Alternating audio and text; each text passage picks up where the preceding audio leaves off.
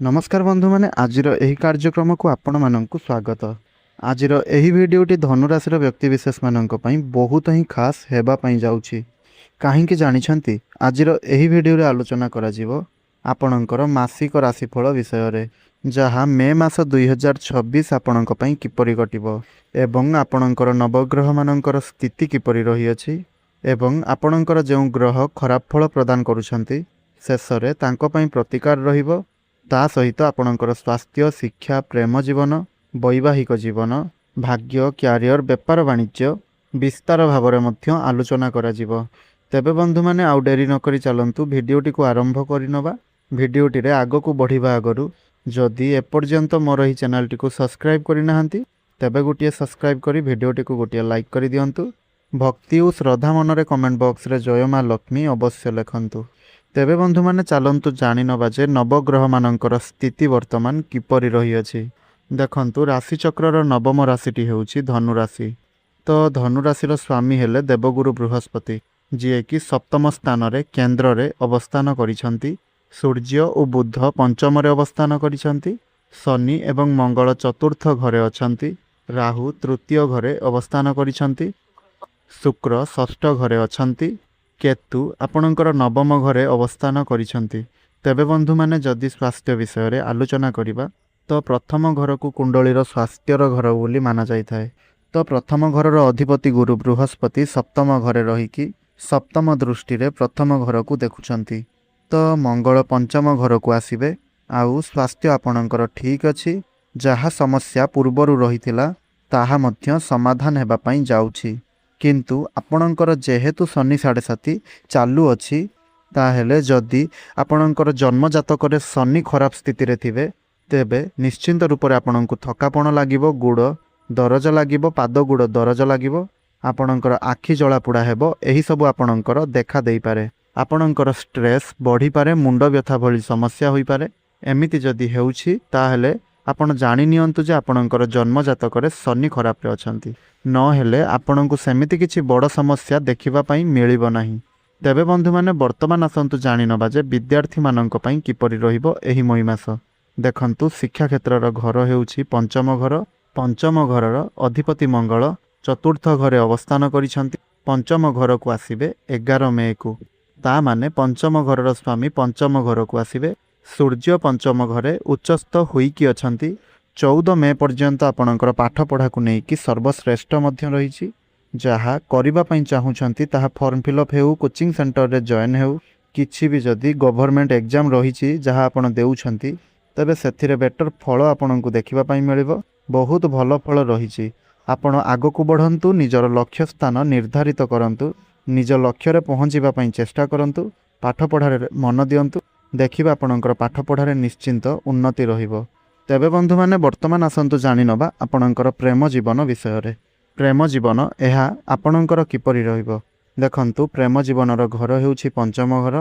पंचम घरे सूर्य आउ बुध अवस्थान करिसंती एवं तापरे मंगल मध्य पंचम घर को आसीबे। गुरु बृहस्पति मध्य सप्तम रे अछंती।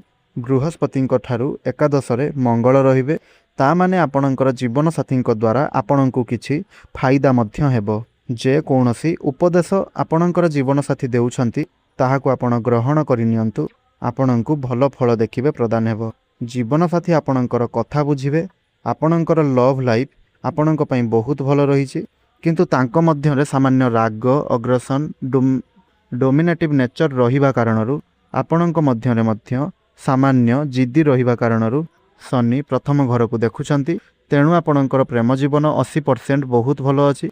20% कौनसी चिंता करंतु नहीं असुविधा हेबो नहीं किंतु बेले बेले आपणकर जुक्ति तर्क आउ झगड़ा होई पारे हेले सेते भी बड़ समस्या आपणकर प्रेम जीवन रे देखा जाउ नहीं। तेबे बंधु माने वर्तमान आसंतु जानि नबा आपणकर वैवाहिक जीवन विषय रे। वैवाहिक जीवन एहा आपणकर किपरि रहिबो। देखंतु वैवाहिक जीवनर घर हेउछि सप्तम घर।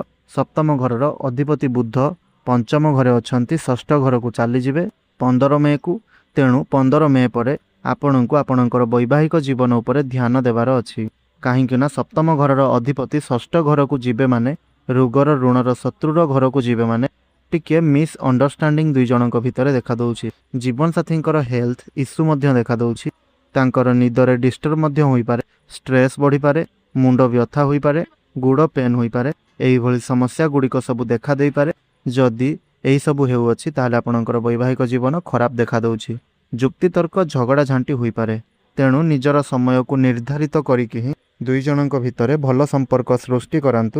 ଯୁକ୍ତିତର୍କକୁ ଆଭଏଡ଼ କରନ୍ତୁ। ଦେଖିବେ ଆପଣଙ୍କ ପାଇଁ ଭଲ ହେବ। ବୈବାହିକ ଜୀବନରେ ଭଲ ଦେଖିବାକୁ ମିଳିବ। ଯେଉଁମାନେ ସନ୍ତାନ ପ୍ଲାନିଂ କରୁଛନ୍ତି ସେମାନଙ୍କ ପାଇଁ 15 ମଇ ପୂର୍ବରୁ ଭଲ ରହିଛି, କିନ୍ତୁ ତାପରେ ଯଦି କରୁଛନ୍ତି ସେତେଟା ଶୁଭ ଫଳ ଆପଣଙ୍କୁ ଏଥିରେ ଦେଖିବା ପାଇଁ ମିଳିବ ନାହିଁ। ତେବେ ବନ୍ଧୁମାନେ ବର୍ତ୍ତମାନ ଆସନ୍ତୁ ଜାଣିନେବା ଆପଣଙ୍କର ଭାଗ୍ୟ ବିଷୟରେ। ଆପଣଙ୍କର ଭାଗ୍ୟ କିପରି ରହିବ। ଦେଖନ୍ତୁ, ଭାଗ୍ୟର ସ୍ଥାନ ହେଉଛି ନବମ ସ୍ଥାନ।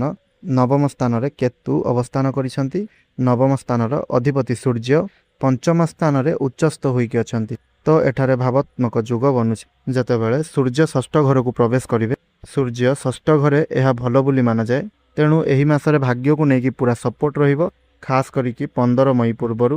କାରଣ ନବମ ଘରର ଅଧିପତି ପଞ୍ଚମ ଘରେ ଉଚ୍ଚ ସ୍ଥାନରେ ଯେହେତୁ ଅବସ୍ଥାନ କରିଛନ୍ତି, ତେଣୁ ଯାହା ବି ଆପଣ ଲଗାଇବା ପାଇଁ ଚାହୁଁଛନ୍ତି, ସେୟାର ମାର୍କେଟରେ ଇନଭେଷ୍ଟ ହେଉ, ଟ୍ରେଡିଂରେ ପଇସା ଲଗାଇବା ପାଇଁ ହେଉ, କୌଣସି ଶୁଭ କାର୍ଯ୍ୟ ହେଉ, ମାଙ୍ଗଳିକ କାର୍ଯ୍ୟ ହେଉ, କିମ୍ବା କୌଣସି ଭାଗ୍ୟଜନିତ କାର୍ଯ୍ୟ କରିବା ପାଇଁ ଚାହୁଁଛନ୍ତି କିମ୍ବା ଡିସିସନ୍ ନେବା ପାଇଁ ଚାହୁଁଛନ୍ତି, ତେବେ 15 ମେ ପୂର୍ବରୁ କରନ୍ତୁ। ଆପଣଙ୍କୁ ଭଲ ଫଳ ପ୍ରଦାନ ହେବ। ଆଉ ଭାଗ୍ୟର ସପୋର୍ଟ ରହିବ। ଭାଗ୍ୟର ସପୋର୍ଟରେ ଆପଣ ବହୁତ ଆଗକୁ ଯିବେ। ତେବେ ବନ୍ଧୁମାନେ ବର୍ତ୍ତମାନ ଆସନ୍ତୁ ଜାଣିନେବା କ୍ୟାରିୟର ବିଷୟରେ। କ୍ୟାରିୟର ଆପଣଙ୍କର କିପରି ରହିବ। ଦେଖନ୍ତୁ, ଶନି ଆଉ ମଙ୍ଗଳ ଦଶମ ଘରକୁ ଦୃଷ୍ଟି ପକାଉଛନ୍ତି। ତ ଏଠାରେ ରେସ୍ପନ୍ସିବିଲିଟି ଆପଣଙ୍କର ବହୁତ ମାତ୍ରାରେ ରହିବ। ଥକାପଣ ମଧ୍ୟ ରହିଛି। କାମର ପ୍ରେସର ମଧ୍ୟ ଆପଣଙ୍କର ରହିଛି। ମନ ଆପଣଙ୍କର ବେଳେବେଳେ କାମରେ ଲାଗିପାରେନି, ତ ବେଳେବେଳେ ଆପଣଙ୍କର କାମରେ ମନ ଲାଗିବ। ଏକାବେଳେ ଆପଣ ସବୁକିଛି କରିନେବେ, କିଛି ଏମିତି ହିଁ ଆପଣ ଭାବିବେ ଏବଂ କରିବେ ମଧ୍ୟ। ମୁଣ୍ଡି ସ୍ୱଭାବରେ ଟିକେ ରହିପାରନ୍ତି। ମୁଡ୍ ସୁଇଙ୍ଗ ହୋଇପାରେ। କାରଣ ମଙ୍ଗଳ ରହିବା କାରଣରୁ ଆପଣଙ୍କର ସବୁ କାମରେ ପ୍ରେସର ରହୁଛି। ସବୁ କାମ ଆପଣ ତ କରିନେବେ, କିନ୍ତୁ ଏନର୍ଜେଟିକ୍ ମଧ୍ୟ ରହିବେ। ଶନିଙ୍କ କାରଣରୁ କାମରେ ମନ ଲାଗି ନପାରେ, ବିଳମ୍ବରେ କାମ ହୋଇପାରେ। ତଥାପି ପଞ୍ଚମ ଘରେ ସୂର୍ଯ୍ୟ ଉଚ୍ଚସ୍ଥ ହୋଇକି ଅଛନ୍ତି। ଯେଉଁମାନଙ୍କର ଚାକିରି ନାହିଁ, ଚାକିରି ଖୋଜୁଛନ୍ତି, ତ ସେମାନଙ୍କର ଚାକିରି ମିଳିବାର ସମ୍ଭାବନା ରହିଛି। ରେସ୍ପନ୍ସିବିଲିଟି ବଢ଼ିବ। ଗ୍ରୋଥ୍ ହେବାର ସମ୍ଭାବନା ରହିଛି। ବହୁତ ମାତ୍ରାରେ ଗ୍ରୋଥ୍ ହେବ। କ୍ୟାରିୟରରେ ଉନ୍ନତି ରହିଛି। ତ 11 ମଇ ପରେ ଯେତେବେଳେ ମଙ୍ଗଳ ପଞ୍ଚମ ଘରକୁ ପ୍ରବେଶ କରିବେ, ସେହି ସମୟରେ କର୍ମରେ ଆପଣଙ୍କର ଉନ୍ନତି ରହିବ। ଯାହା ଚାହିଁବେ ସେଇଟା କରିବେ। ସିନିୟର ବସ୍ଙ୍କର ସାହାଯ୍ୟରେ ଆପଣ କାମଟିକୁ କରିନେବେ। ଯେଉଁ କାମଟିକୁ ଆପଣ ହାତକୁ ନେବେ ସେହି କାମଟିକୁ ପୁରା କରିବେ ଏବଂ ପ୍ରଶଂସାର ଯୋଗ୍ୟ ମଧ୍ୟ ହେବେ। ଯେଉଁମାନଙ୍କର ଚାକିରି ନାହିଁ, ଚାକିରି ଖୋଜୁଛନ୍ତି, ତ ନିଶ୍ଚିନ୍ତ ରୂପରେ ଆପଣଙ୍କୁ ଚାକିରି ମିଳିବ। ସେତିକି ଫାଇଦା ମଧ୍ୟ ଆପଣଙ୍କୁ ମିଳୁଛି। ଏହା ସହିତ ଟ୍ରାନ୍ସଫରର ଯୁଗ ବନୁଛି, ପ୍ରମୋସନର ଯୁଗ ବନୁଛି। ତ ଏହିସବୁ ମଧ୍ୟ ଦେଖାଦେଉଛି। ତେବେ ବନ୍ଧୁମାନେ, ଯଦି ବର୍ତ୍ତମାନ ଆପଣଙ୍କର ବିଜନେସ୍ ବିଷୟରେ ଆଲୋଚନା କରିବା, ତେବେ ଆପଣଙ୍କର ବିଜନେସ୍ରେ ନିଷ୍ପତ୍ତି ନେବାର ସ୍ଥିତି ବହୁତ ଭଲ ରହିଛି। ହେଲେ 15 ମେ ପରେ ଟିକିଏ ଆପଣଙ୍କର ଖର୍ଚ୍ଚ ଦେଖାଦେଉଛି। ଟ୍ରାଭେଲ୍ ମଧ୍ୟ ରହିବ। ତଥାପି ଆପଣଙ୍କର ଇନକମ୍ ମଧ୍ୟ ରହିବ। ଡେଲି ଇନକମ୍ରେ ଗ୍ରୋଥ୍ ହେବ। ନୂଆ ନୂଆ ବିଜନେସ୍ ଆପଣ ଆରମ୍ଭ କରିବା ପାଇଁ ଭାବିପାରନ୍ତି, ହେଲେ ବର୍ତ୍ତମାନ ଆପଣ କରନ୍ତୁ ନାହିଁ। ଏହା ସହିତ ନୂଆ ନୂଆ ଗ୍ରାହକମାନେ ଆପଣଙ୍କ ବିଜନେସ୍ରେ ଯୋଡ଼ି ହେବେ। ଯାହା ଆପଣ ଚାହୁଁଛନ୍ତି ସେହି ବିଜନେସ୍ ଆପଣ କରିବେ।